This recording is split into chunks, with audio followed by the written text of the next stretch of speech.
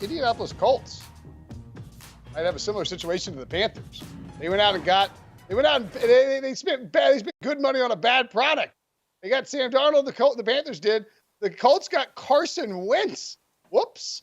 We told you he'd be a downgrade. Some of us did anyway, from Phillip Rivers the previous year, and we were dead on. He couldn't even beat the Jaguars to get in the playoffs. And so I think that they need to move on from Carson Wentz. And I understand that, he does, you give up a first-round pick to get him. That stings badly. But I don't think he's the answer there. And I think that if you run it back with Carson Wentz this season in 2022 and you get the same result that you got in 2021, both Chris Ballard and Frank Reich are putting their jobs on the line, because if they fail, then Jim Irsay is going to point at them and say, you guys tried to go down this path with Carson Wentz. It didn't work. As a result, you're on the hot seat, you're getting fired.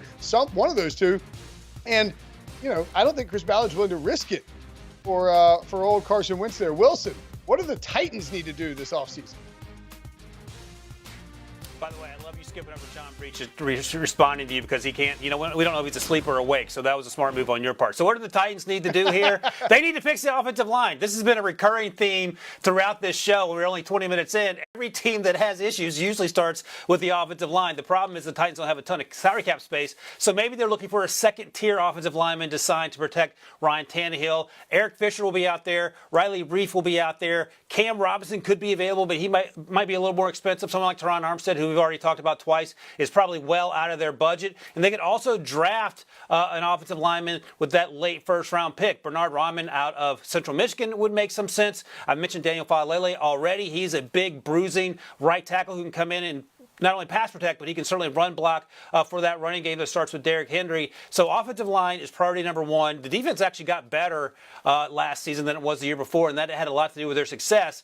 But Ryan Tannehill will tell you, and Breach can attest to as much because he was there watching that playoff game against the Bengals, he was running for his life, and that last interception was all because he rushed the throw because he had rushers in his face. And I think at the end of the day, Mike Vrabel understands that fixing the offensive line is priority number one if you're going to continue to roll with Ryan Tannehill, and that appears to be the plan in Tennessee.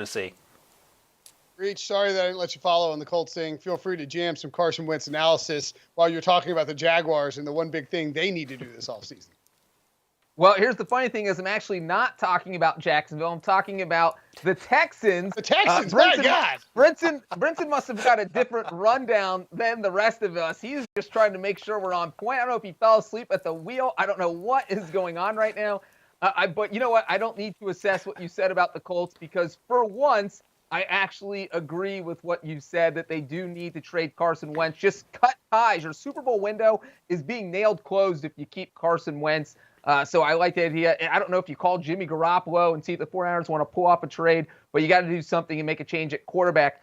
As for the Texans, they also need to do something at quarterback that has nothing to do with their starter. I think they have to do everything in their power to trade Deshaun Watson before the draft. Now, obviously, this is a complicated situation with a lot of layers. He's dealing with 22 complaints against him. 9 of those are criminal complaints.